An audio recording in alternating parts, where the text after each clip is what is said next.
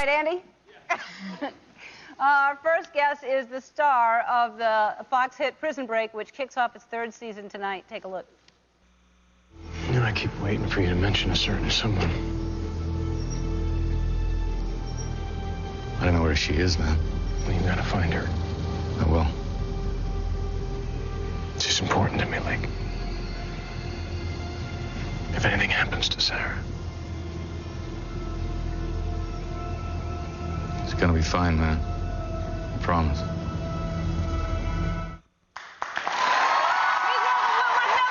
I could escape and recreate a place of my own world, and I could be your favorite girl forever, perfectly together. Come down me, but I would not be sweet.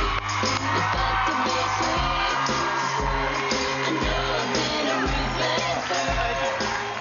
Hello, Wentworth. I like your look and I like your name. It's such a good name. I think I mentioned that last time you were here. It's just a great name. I have something for you. I saw somebody put something down there. What you got? It's a gift. I heard it was your 5th anniversary, so I wanted to give you something.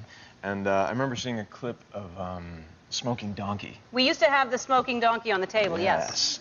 Well, I think this is a little companion piece. Now he's got a friend. Oh, my. It's the Drinking Bear. This is vintage?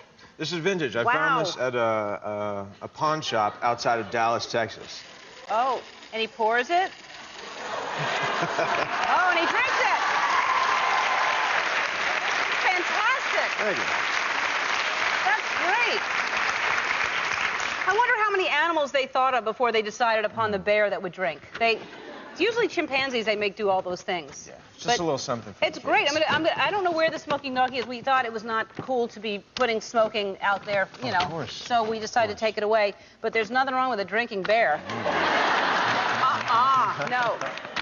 Now, speaking of smoking, because it's bad for you, you know. It's really bad for you. And you recently just quit, right? Yes, I did. That's great. How long did you smoke? Did you smoke for a long time? I did. I was smoking on and off for about 10 years. Mm-hmm. But I've had maybe 4 or 5 cigarettes in the last 8 months. So wow. As far as I'm concerned, that's quitting. Yeah. I think that's pretty good. So that's good. So that means you haven't totally quit, but that means you're not completely addicted, that you're going to start all the way up again. No, I think I'm done with it, which is great. Yeah, how'd you do it? Well, you know, I didn't want to try the patch because I thought chemicals got me into this. I don't want to use chemicals to get me out of this. I just want to stop cold turkey on my own willpower. I think that's the best way to do it. Now, is it hard, like everybody, because it just seems like the kind of set where there's a bunch of guys just sitting around, because there's a lot of downtime. Yeah. Do a lot of guys smoke on the set? They do, but my new addiction is a BlackBerry. Oh, really? Yeah, constantly on Keeps your hands busy. Exactly, yeah. Exactly. And speaking of the show and the set, I can't not ask this. Lane Garrison, who it was such a tragedy. I mean, it was just such a horrible thing that happened, the drunk driving incident, and I've seen him sobbing. He clearly is remorseful, and he's I don't know if you know the story. He was, and he didn't even know that the kids, they were killed when he was driving drunk, and a couple of 15-year-olds or something, right? And so have you talked to him, or do you have? Not recently, but I did get a chance to spend some time with Lane when he was working on the show, and all I can say is that he is essentially a very sweet kid who made a horrific mistake. Yeah. Obviously, there are no excuses.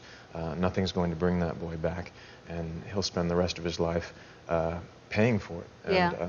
I was really proud of him that he stepped forward and took full responsibility for his actions. Yeah, yeah, it just shows you. I mean, I'm sure he was a great guy, and just that's a bad decision. That should show you. You don't drink and drive. You don't fool around with it. No matter what a great person you are, it's just not worth it, you know, to take that chance. It's a very serious segment on Ellen today. Yeah, it is. It is. Well, you don't know, smoke. That's no. Let's get lighter then. Take your shirt off.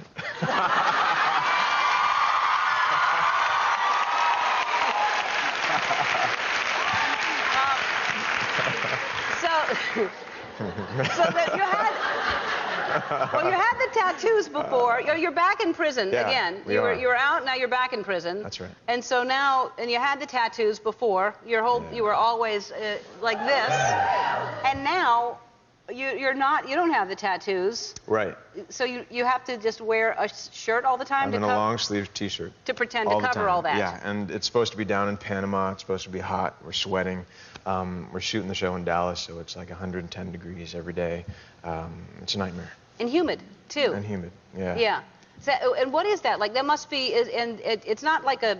They don't try to make it look real clean. It's a prison. It's a bad prison. Yeah, you're supposed to be dirty. You're supposed to be sweaty. Right. All the actors before every take were standing there with our own little spritz bottles, spraying ourselves down just to sell the story that we're supposed to be selling. Which is funny to me because I can remember driving around Los Angeles way before my career had started in this 1982 beat-up Toyota Cressida. The AC was shot, the windows were down, and I've got like a spritz bottle rolling around the car, like underneath my seat. And I'd pull up to an intersection or at a red light or something, and I'd spray myself down just to like stay cool. And now? But the universe has a really bizarre sense of humor. That spritz bottle. Is it the same one or no? You didn't hold on to it? I've upgraded. All right. Thanks for being here. My pleasure. The third season, and thanks for my drinking beer. Oh, you're welcome. Yeah. The third season of Prison Break premieres tonight at 8 o'clock on Fox. We'll look at some of the highlights from my vlogs after this.